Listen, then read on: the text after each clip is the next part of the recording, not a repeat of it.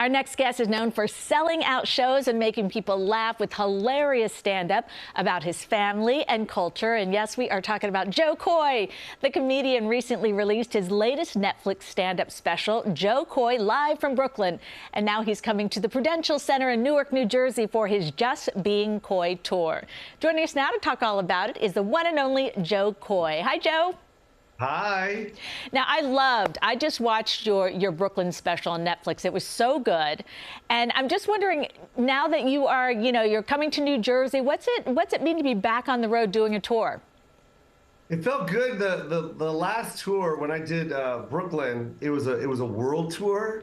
So when I was a kid, I used to see like Steve Tyler get exhausted. And I was like, why are you exhausted?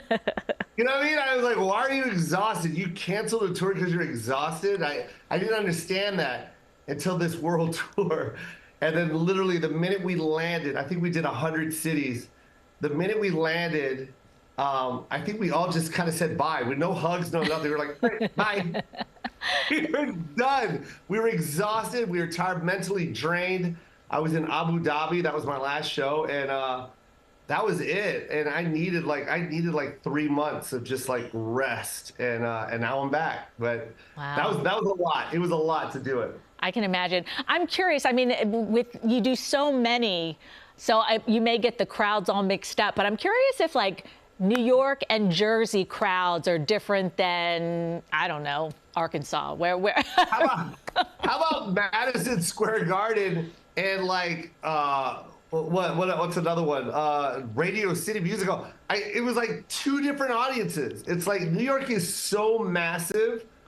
Yeah, Brooklyn was a complete. I don't even think Brooklyn is in New York. I think it's just like its own thing. Like it didn't even feel like I was in New York. Like Brooklyn was completely different from Madison Square Garden, and we captured it. I felt like we captured it that evening when we shot that special. That Biggie moment. There's a clip that I did with Biggie and Young Thug, and we weren't even supposed to do it. It just happened spontaneously, and I'm glad I did it. But Brooklyn made me do it, and at the end of the taping, I was like, "That's going to cost me a lot of money."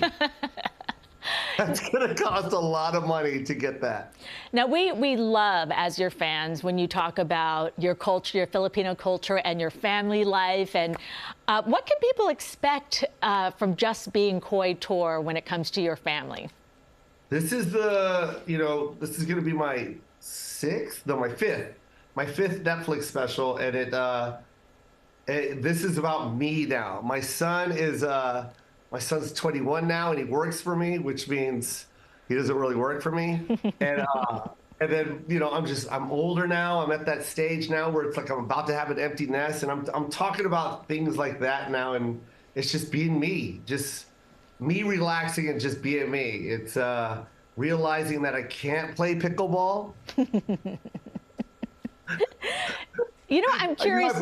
I played pickleball last night until 9:30 in the evening, and I literally looked at everyone and go, I don't think I'm gonna be able to walk tomorrow. It's done. I'm stretching my toe. Like I'm old, and that's fine. That's fine.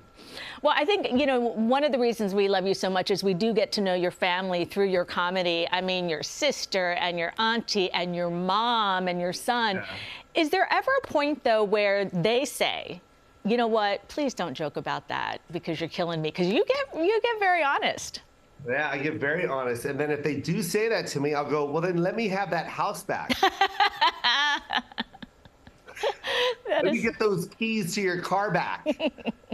No, I'm joking. But no, I'm not joking. But no, the honesty is the best part. Telling my mom's stories are very important to me. My mom can't talk anymore. She's got this thing with her voice now, and it's beautiful because we kind of live vicariously through the stand-up specials, and those jokes are just, yeah, they're funny, but they're also real situations. And when I do my mom's accent, it's literally a tribute to her because yeah. I'm not making fun of her. I'm doing the best impersonation of my mom, and literally I give her a really, beautiful voice. Like, I mean, she's been living in this country since the 60s, and it's like, we got all these nurses in our family, and she watches like movies about hospitals or TV shows about hospitals. Not one Filipino nurse on those TV shows. So, indirectly, I am her voice. And I'm proud to be able to say that I gave her 5 specials so that she can actually hear it, though. Well, I loved watching on, some of your TikTok and Instagram, as far as you watching with them and just hearing her laugh so much, and seeing your family is really, really special. You have achieved, so much success in both stand-up comedy, also in your acting and TV and film. They must be so different. Do you have any preference, or is it just you like the variety? I mean, I want stand-up. That's what I fell in love with when I was, when I was 10. I just fell in love with stand-up, and I'm living my dream right now. I get to go to Newark and tell jokes, and I was in Abu Dhabi 3 months ago telling jokes. It's like, it's a dream come true, but anything else is a bonus. It really is, and it's just to do it. If it's literally because I want to see if I can do it, and it's like, yeah, I love it, but stand-up is my true love.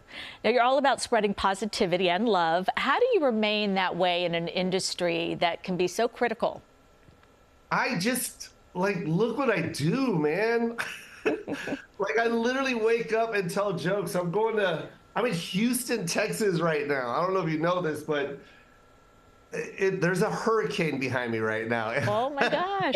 I mean, it's the weather's not that bad. I'm exaggerating. But I'm gonna be at an arena tonight telling jokes, where the Rockets play. It's like I'm living a dream, and it's just like, who cares about anything else? I get to tell jokes. Well, I'm so glad to hear that, because as a very, very big fan of yours, we really, really love what you do. Thanks so much for joining us today. I love you. I love you. Doesn't it feel good to say I love you? If anyone's watching, which I know you are, can you just say love you to somebody? Yeah. Someone you haven't said I love you to in a long time, or even just your coworker, and like, hey man, I love you, man. Watch how everything shifts the whole day. The whole day is gonna be sweet. So just spread that love, shine that light. God, man, we don't have tomorrow, so let's live out today. That's so important, Joe. Thank you so much. And the Just Being Coy tour will be at Prudential Center in Newark, New Jersey, September 20th. You can get your tickets by visiting jokoy.com.